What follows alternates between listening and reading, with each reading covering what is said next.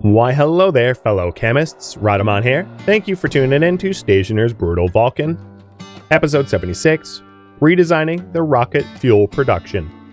So now we just need to do the chutes, as far as I'm aware. Right? Not missing anything else. I hope.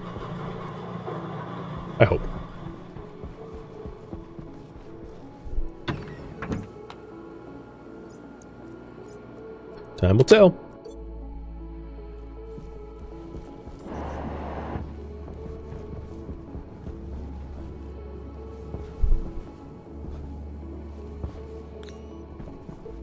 So the silo should have like, what, 56 units? Yep, 56 units. Perfect.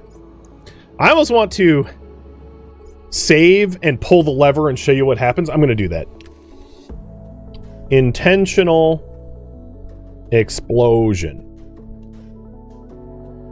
So this is why we make sure that oxice does not hit Atmo.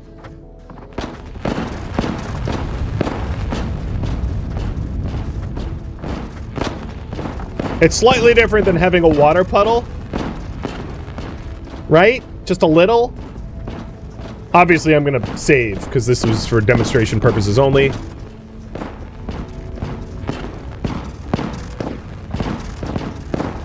But, I like how I got a little pop-up. I survived 150 days without dying as I'm, like, in an explosion.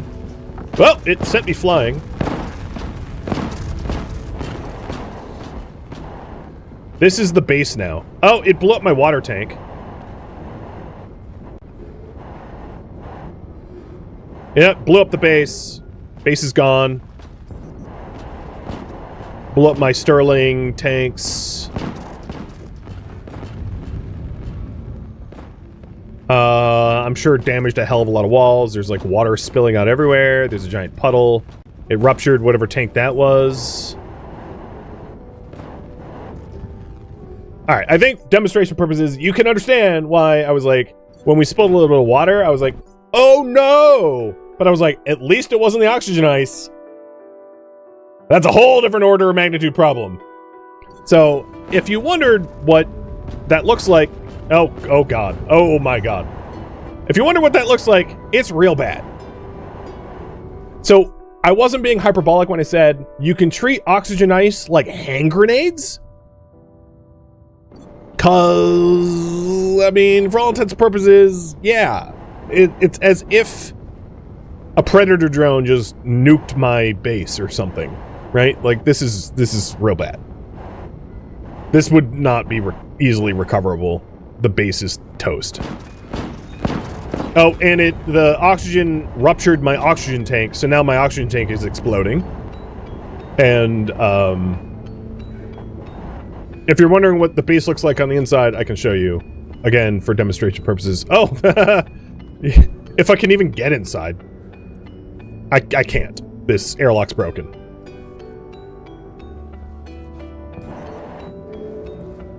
There you go. That's what it would look like. Wicked bad. Wicked bad. Somehow or another, I think the base is still pressurized. Which honestly is just a simple miracle.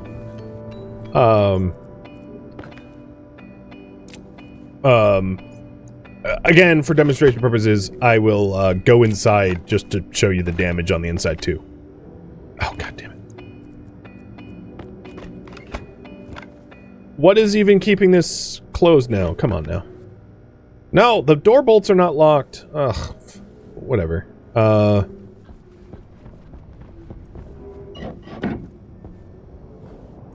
Whee!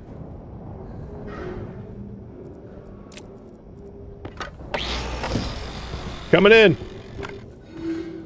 I figured this airlock would work and this farm would... I mean, obviously, these... I'm gonna revert, so it doesn't really matter. Come on. Come on. Depressurize. I want in. Because surprisingly, the base looks relatively intact, although everything outside got, like, super screwed. Cycle already. Oh, you know, it's because it's... Yeah, the venting is all broken. Oh, God! Oh, God! I don't know what happened there. Oh, the air from the airlock just Okay.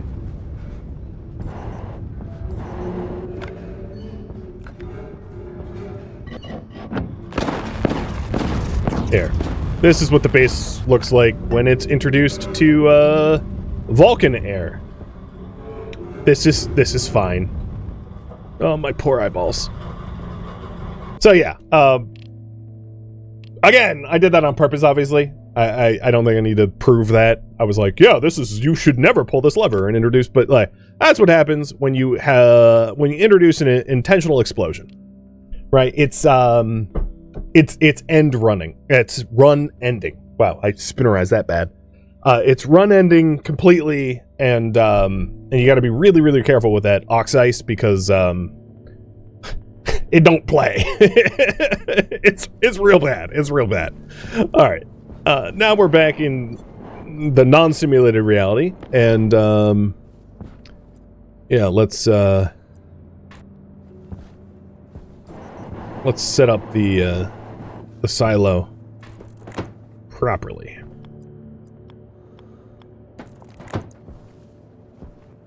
So is this what, a 522 curve?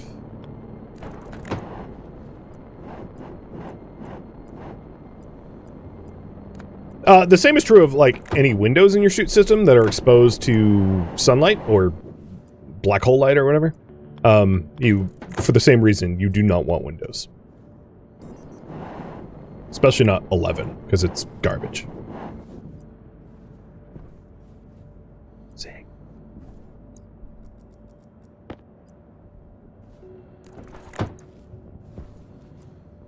Oh, there's an oxygen pipe, like, right the hell in the way. I'm gonna have to reroute that.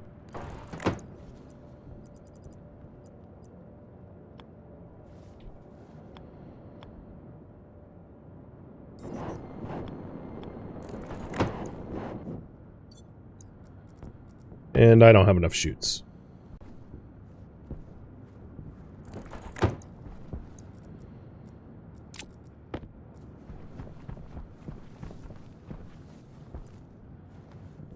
So I'll probably put a chute 10 here. And then 2 more chutes and we're done. Pretty close. Let's move this O2 line like 1 over so it doesn't interrupt the flow. And thank you for the cheer, Crafty, and also Turtle for the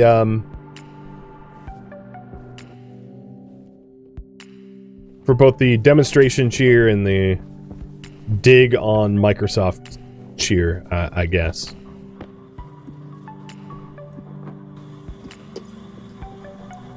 Microslop, as it shall be known now, I guess.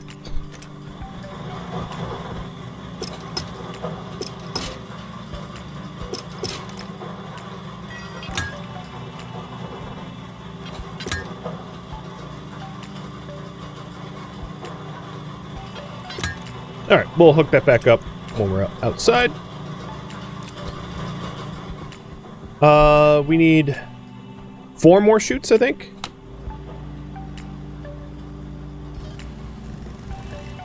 I'll make 5 just in case. Got my math wrong. We're very close, guys. You've been extraordinarily patient, and I appreciate it.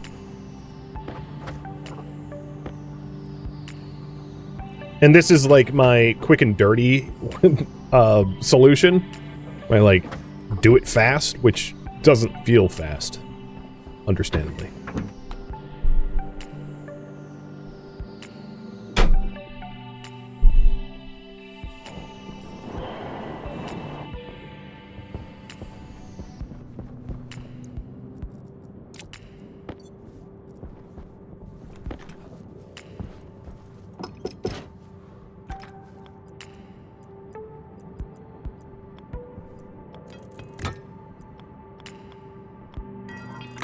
Hey, Snoozer. Thank you for the gifted subs. Alright, we are ready to make the chute run. Awesome. Stick a 10. I printed extra and I needed extra. Oh, I'm so good at math. Okay. And now we have this, like, chute bridge. Starting to look like I don't know, satisfactory or something. All right, I am going to use the mesons to just absolutely make sure that this looks correct. So, shoot umbilical connects to umbilical, check. Leads to silo, silo has the ice, check. Shoot leads over here to ice crusher, check. Ice crusher's plumbing goes to filter, check. Filter filters carbon dioxide into the carbon dioxide network, which runs all the way to the CO2 tank, check. And then the filtered gas goes from here, up here, into the O2 lines, which eventually snake its way, like crazy, over to the O2 tank, check. It appears like it all works and is all connected correctly, which means we are ready to yank this lever.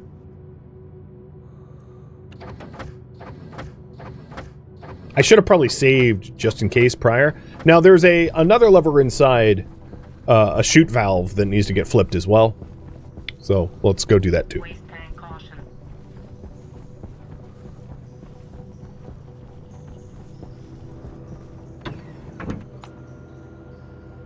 And all this extra oxygen will allow us to make the rocket fuel for the Explorer rocket to blast off.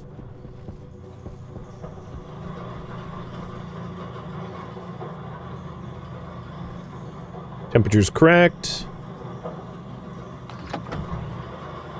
All right. And if this is working correctly... Yep, there's the unfiltered. And then this should go... Yep, yeah, it just went up. Perfect. Perfect. It's working. Awesome. Okay.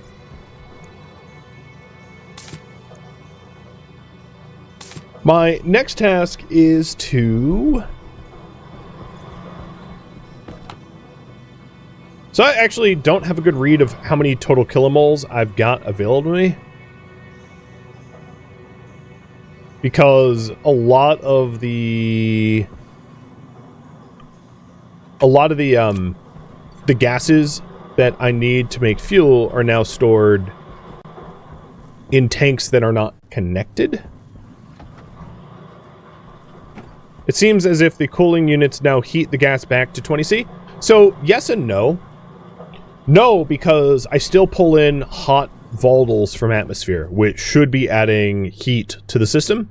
My volatils are at 52C. So the crushed CO2 and oxygen are cold, and the volatiles are hot, and they're going to mix to some sort of middle ground. But because they're all put into these heat sinks, they all eventually reach the same internal temperature, or the same gas temp. So like 20.3, 19.5, right? These will equalize very rapidly because these gases, the temperature of these gases are heat exchanged.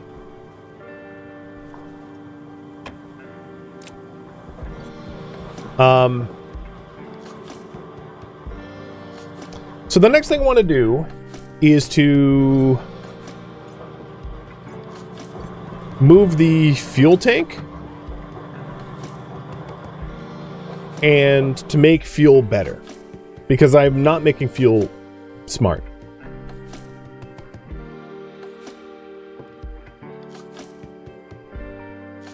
Because I want to be able to make fuel in a controllable way, and that isn't true right now. Okay, so for that, and then by the time I redo the fuel system, we'll probably have enough oxygen to launch a Private Barton exploration rocket. So I'm gonna get an insulator tank. I only need a small one for the fuel, and this is like a spare insulator tank because I don't want to install this one. Because this one has some pressure.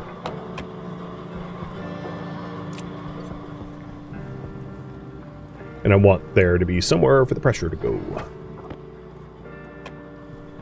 And this allows us to not have the combustor and the fuel tank here. And then the fuel line, I'm going to, like, change as well.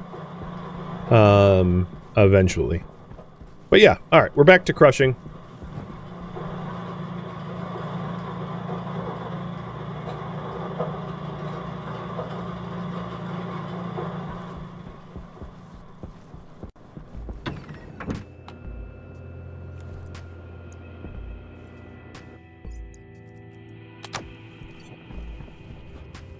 There was a question on YouTube, which would it make sense to melt the ices faster in a furnace? It'd be faster, but a lot more complicated and a lot potentially more dangerous. Faster because ices melt quicker in heated furnaces, but more dangerous is because the ice is cold, so you would need to be introducing a heat source to it regularly. But if that heat source ever combusted, you'd end up with an explosion, so it's faster, but maybe low-key not worth it, in my opinion. So, it's all dangerous, but I think what I want to do is to have the fuel tank, like, here. Basically, out here on the launch pad. So I can very easily read the volume. Okay, come on. Point towards me. And then, yeah, I'm going to put a frame underneath, so it's not looking like it floats. And then, what I want is the gas mixer to be here with me, meaning that I'm going to be running my volatiles line and my oxygen line out to me, rather than just a fuel line, because I want to make the fuel here, outside, rather than make the fuel inside. That way I can tell how much oxygen and how much volatiles I have available to me, without much effort. Plus, fuel explodes, so having my fuel out here, like, makes just a lot more sense to me. So this is the fuel tank. So them's the plans. The first thing I want to do is to make a turbo pump and pump all the fuel that is in this fuel line into this tank, so that I can uninstall the fuel line as it is and then reinstall volatile and oxygen lines that lead to a gas mixer that leads to fuel. And that volatile pump, that turbo pump will be reused anyway, because that turbo pump will eventually be the pump used to fuel up this rocket. So it's just, you know, it's going to serve both purposes. But I think that makes a lot more sense. Just gas mix the fuel, like, right out at the runway when I'm like hooking up umbilicals and all that. Because there is a non-zero risk that having fuel stored inside your base is bad. So first, turbo pump.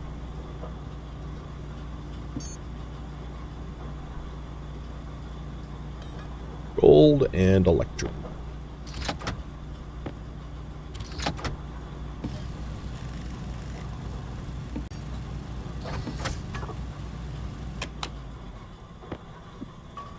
Then we'll want more insulated pipes. Is it worse than storing oxygen? Yes. Hot oxygen won't spontaneously combust unless volatiles are present. Hot fuel will spontaneously combust. So fuel is more dangerous than oxygen for that reason. That's why, like, welder tanks are dangerous, and nitrous oxide is dangerous, and fuel is dangerous, because at a certain temperature, I think it's 300 Celsius, it's flash point, and it will just explode. Or it will combust. But in a pressurized tank, that means an explosion.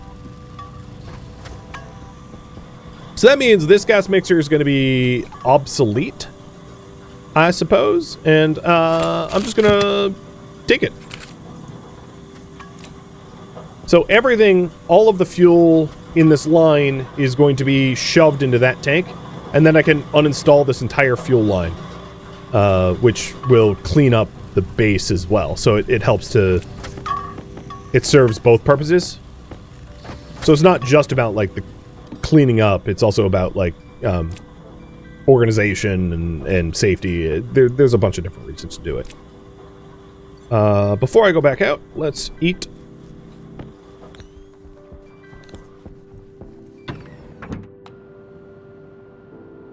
Yeah, my base is O2 filled. It makes it a bomb. Exactly.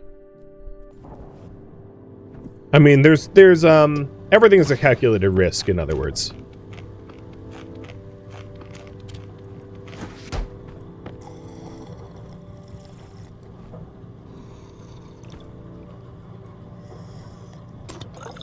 How much water do we have now? It's been running a while. Almost 1,000 liters. Kill a liter.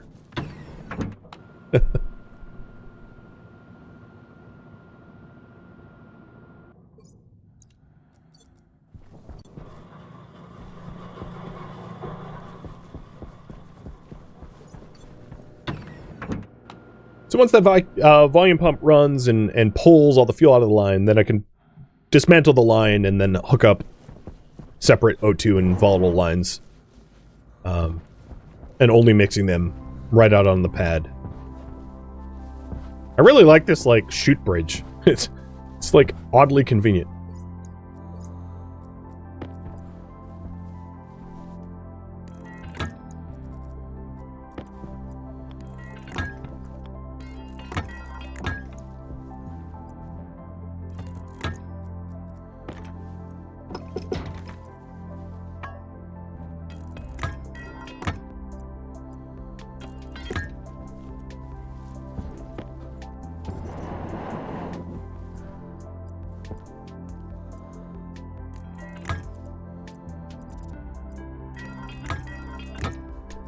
Alright, that is hooked up.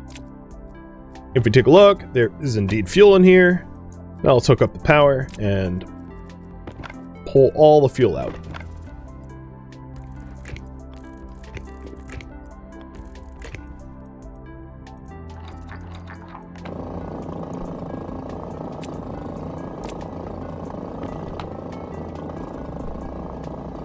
This feels a little hot, but, like, I'm not too concerned. It's not close to 300 Celsius, so it's not near its flash point.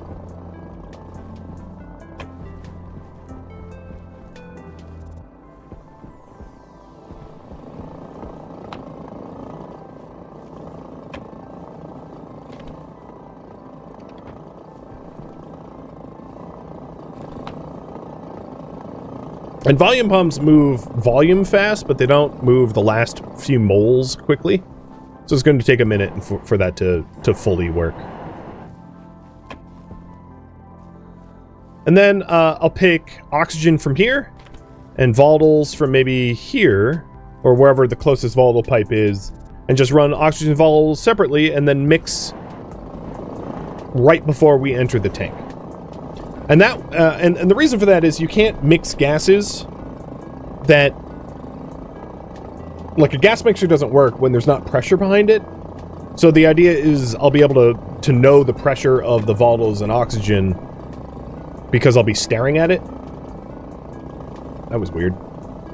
What is... Game, are you mathing wrong? Like, my frame rate just got exploded. Well, let me look at my process manager. See if there's, like, some sort of memory leak. Yeah, something's weird. It's using a lot. I might need to reboot the game. I'm not sure what's going on. Being weird.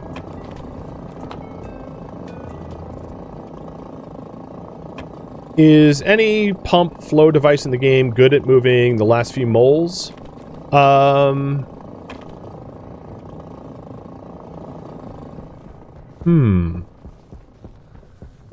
Not really. Pressure regulators work really well when there's high pressure gradient between them. So when you have a lot of pressure, the pressure regulator can put the correct amount of gas downstream when it's high pressure upstream. But that doesn't help you move the last few moles. Really? Not really. There isn't much that helps you move the last few drops. Oddly. Yeah, why is my... My CPU and GPU, there's plenty of overhead, but like it's being oddly taxed right now, which is why the frame rates went weird. It's like the game is in some sort of like calculation loop. I don't really know what's going on. See if it sorts itself out. And once that's completely empty, we can strip out the whole fuel line. Basically everything upstream from here. Now, it shouldn't be the gas particles moving around, because there's nothing new. I've had gas particles move around for 149 days on this, in this run. God, it really is chunking, though. What the hell? I'll reboot in just a second. I just wanted this to flush out. This is all the fuel that we have available to us right now, which isn't a lot. 1.3 kilomoles is not enough to break escape velocity or anything like that.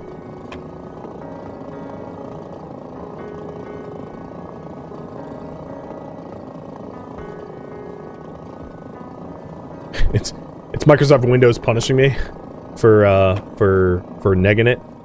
Yeah, maybe. It's more believable than anything else I've heard.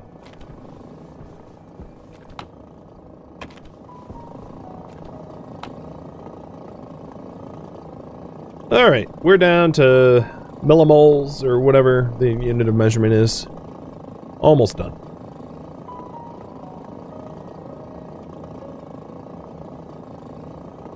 Oh my god. It's going forever. I guess while that finishes up, let's reboot. Let's just do that. Luckily, the game's pretty quick to boot up, as long as I don't have, like, some sort of, hey, guess what? Update! Haha! That's happened to me before. Where it's like, alright, 10 gigabyte update coming in. It's like, no, not right now. The fuel piping for the furnace might be obsolete as well with the new fuel line position. Yeah, I had that thought with the advanced furnace. So I will make sure that that fuel line gets updated. It's just lower on the priority because I'm not planning on using the advanced furnace, but this will break the advanced furnace. So for reference, the advanced furnace works by fuel canister injection and pressurant injection. And if I'm ripping out the fuel lines all around the base, that the advanced furnace's setups won't work. So I should even go into the advanced furnace room to see if the fuel lines there somehow have a break in them or not. Because if they have a break in them, I'm going to have to adjust for that as well.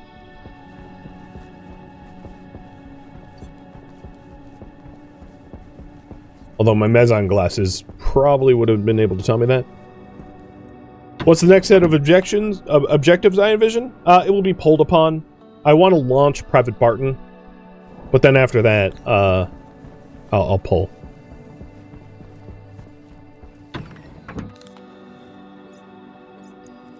Private Barton is our exploration rocket. Oh, you know what? Yeah, those walls are in a terrible spot.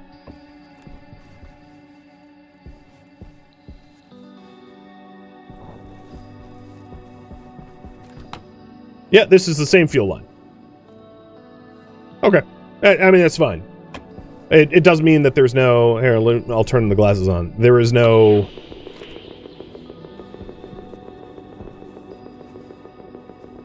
So these are pressure regulators in the furnace room. So let me make sure there's no gas below it. Not that it would matter, because the pressure regulators and the volume pumps would keep the two separate. There probably is gas there, actually. Maybe. Okay, I can check by just... Nope. There's no gas in there, because this canister is empty. Okay, yeah, it's no problem.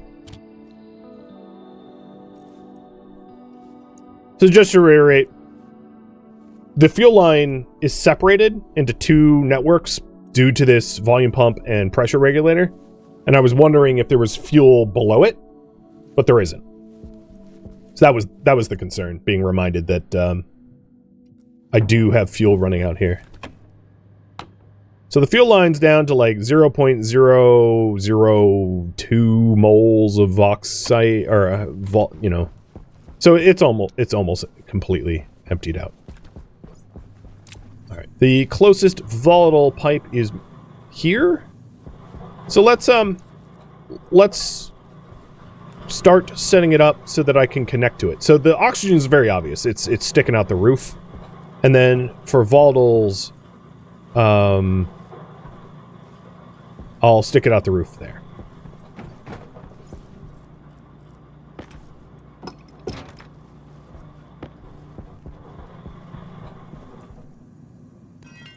So the volatiles and oxygen will then run over to a gas mixer, which means more of these guys.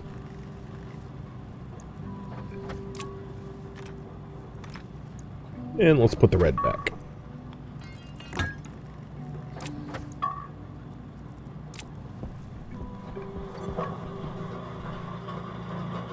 Wonder how much oxygen we have now. It's gone up. It's way more than 4 kilomoles are available because now it's being stored in that tank up top. And a reminder, the reason we're doing all of this is because we want to really fuel up the exploration rocket so it doesn't run out of gas exploring the galaxy or the solar system around Vulcan. I'm sure I'm going to need more pipes in this, but I'll just print these for now. So I have the gas mixer on me, and the gas mixer is going to be just next to the fuel tank, and then this fuel line will then have to connect up to the furnaces, but I don't need to do that update immediately. All right, let's check on the volume pump's progress. Volume pump is done. So that means that this is completely empty. We can turn off that volume pump and then start stripping out the old plumbing networks. Now this change wasn't strictly necessary in order to get Private Barton rocket to launch, but it sure makes it a lot easier to launch rockets.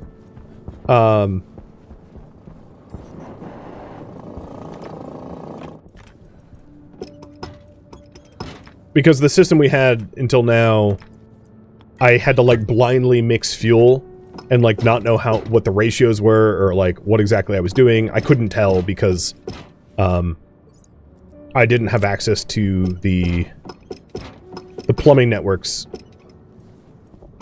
for the volume of oxygen and volatiles that we were mixing with, which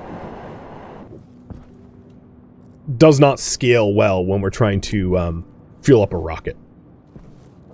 So, this is the fix.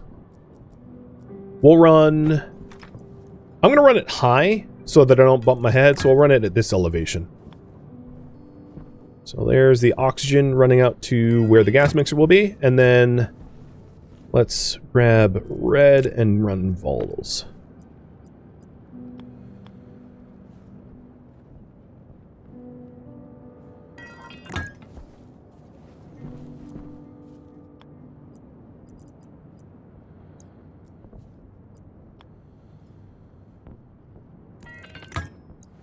Oops.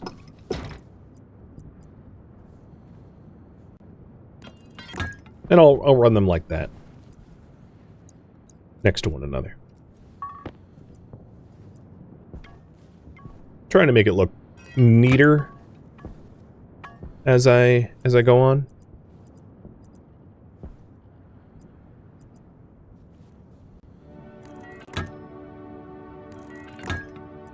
Actually, you know what? Let's not even connect it here. So I'll remove that from inside. I'll just connect it up to here.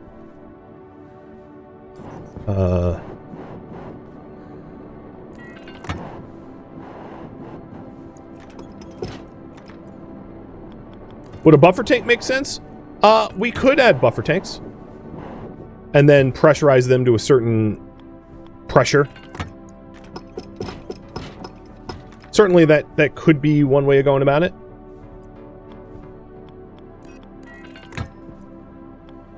I think, to my mind, that would be like an improvement to the system, not like the base model. Oops, almost ripped out the wrong thing. But it is a good idea. I won't lie about that. Is this a 5? Yeah, let's do a 10.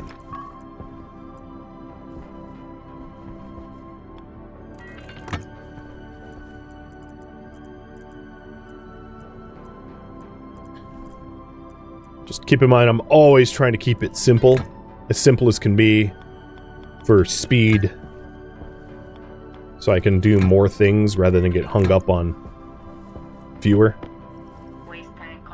All right, there we go. So, both these, oh, for love of God, should have oxygen and volatils in it. Vols, ox. Perfect. And that's going to run over to the gas mixer, somewhere down there. So we'll put a gas mixer like here. That way we're locally controlling it, and we can tell how much gas is available. Now, one of the reasons not to do a buffer tank is if we do a buffer tank and we buffer so much oxygen away from the rest of the base, not that I would ever... You could run into a situation where you don't have oxygen to, like, breathe or whatever. So, it's a good idea, but it comes with its own... It comes with problems.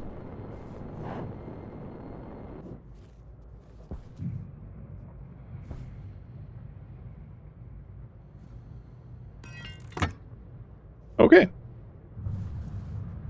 So we'll reroute that. I'm going to need to recycle my waste tank before I go any further, though.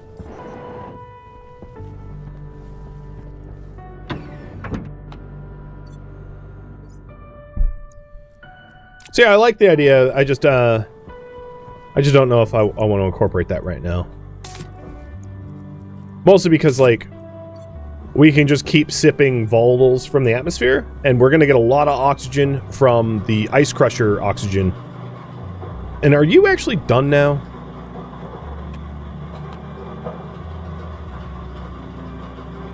I am having trust issues with this chute.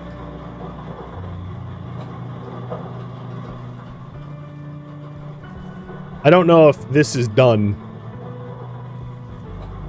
because we've had issues with that. Alright, let's strip this stuff out, because the volatiles in this, this has been emptied.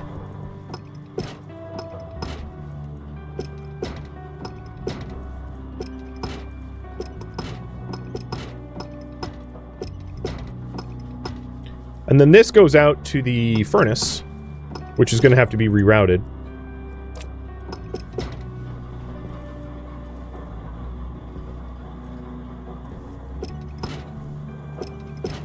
This was our internal fuel tank storage, which we don't need anymore.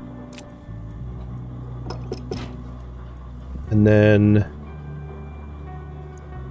this weirdness can get fixed.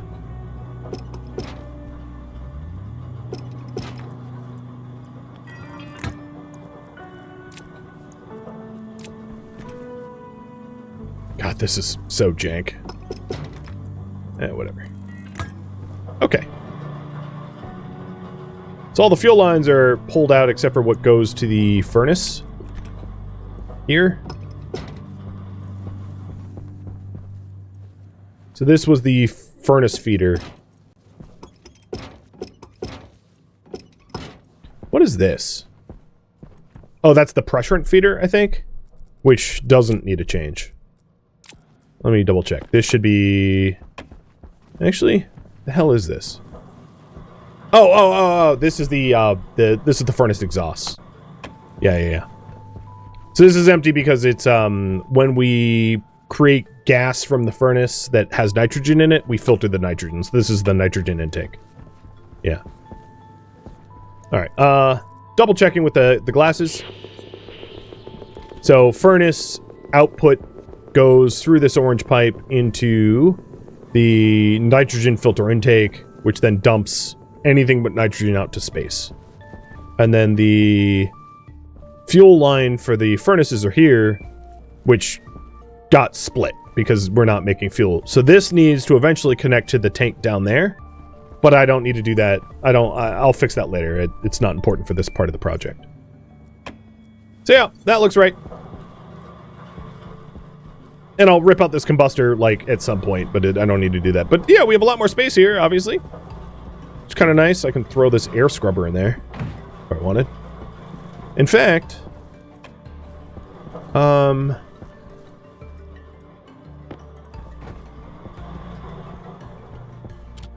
it's a water scrubber too now. Just a little weird that we have water in the base, so I'm going to scrub it out.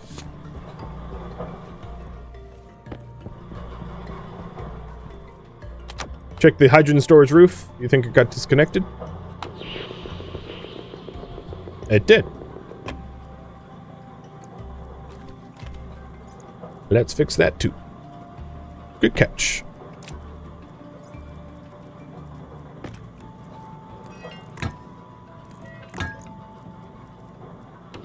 Okay, now the hydrogen line, it's weird and wonky and squiggly, but now it connects to everything. Awesome. Thank you for tuning in to Stationeers Brutal Vulcan, which originally streamed live on Twitch. If you have any questions for me, let me know in the comments below. If you'd like to catch a live stream of mine, Radamat.com has my stream schedule and countdown timers to upcoming streams. If you'd like to join my online gaming community on Discord, Radamat.com has a link to it, as does the description of this video. Thank you so very much for watching. Special thank you to my Twitch subscribers, Patreon patrons, and viewers like you that support the channel and made it all the way to the credits. Thank you so very much. I hope to catch you in the next episode or an upcoming stream. Farewell, my fellow Stationeers.